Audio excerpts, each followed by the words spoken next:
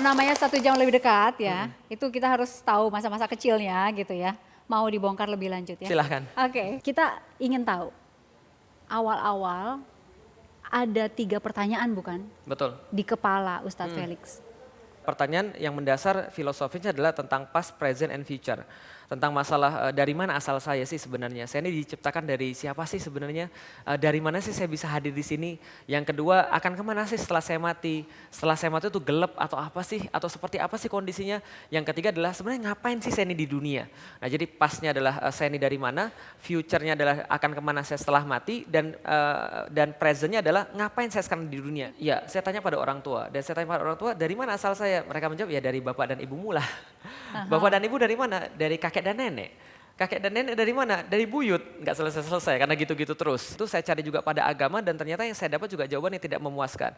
Jawaban yang mungkin klaim atas klaim. Nah ternyata setelah saya setelah saya mencari dalam agama tidak dapat, setelah itu saya mulai mencari pada hal-hal yang lain. Saya dapat waktu itu pada pelajaran biologi. Asal manusia dari mana? Dari evolusi. Manusia asalnya dari monyet. Saking sangat tertariknya saya pada pertanyaan dari mana asal manusia ini, saya mempelajari serius biologi sampai-sampai saya diwakilkan dari sekolah untuk menjadi olimpiade biologi.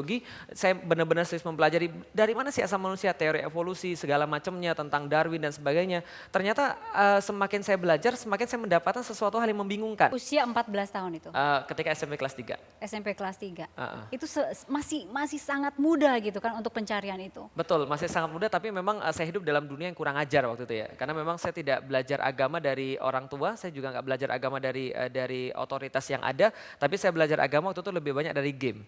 Nah game-game itulah yang mengajarkan pada saya seperti apa sih konsep agama itu. Dan pada waktu itu seperti memang game-game yang ada pada zaman saya itu adalah game yang dibuat untuk orang jadi ateis seperti.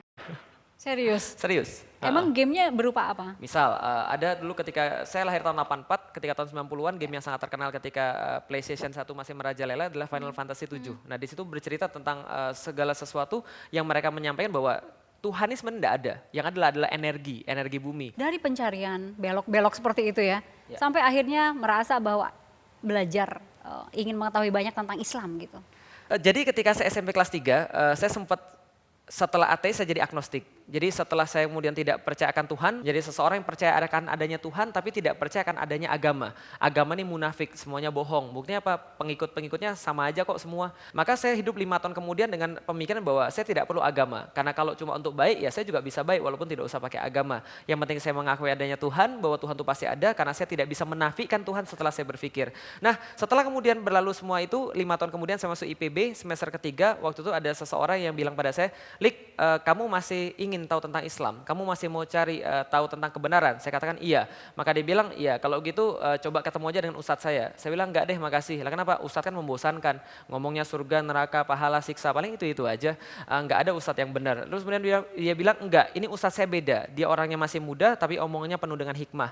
Saya katakan ya sudahlah, nothing tulus. Kalau saya ketemu dengan ustadznya lantas saya tidak setuju ya saya juga tinggal meninggalkan saja dia tanpa meyakini Jadi, dia. ketemu ustadz juga Males-malesan. Tapi akhirnya saya ketemu juga dengan ustadz tersebut. Memuaskan? Masya Allah. Assalamualaikum. Nah ini ustadznya ini. Tapi beliau sekarang sudah jauh lebih tua. Iya, jadi dulunya ganteng tapi sekarang lebih gantengan muridnya. Oke, boleh diperkenalkan. Ya, saya perkenalkan inilah Ustadz Fatih Karim. Ustadz Fatih Karim inilah yang tempat saya berdiskusi ketika teman saya namanya Mas Samsul Hadi memperkenalkan beliau pada saya dan kita berdiskusi waktu itu pertama kali di Selasar Aula Al-Huriyah IPB. Beliau sedang mengisi, pada waktu itu saya masih ingat sekali. Pertama kali saya bertemu dengan beliau itu adalah pada satu acara judulnya menepis opini negatif tentang syariat Islam.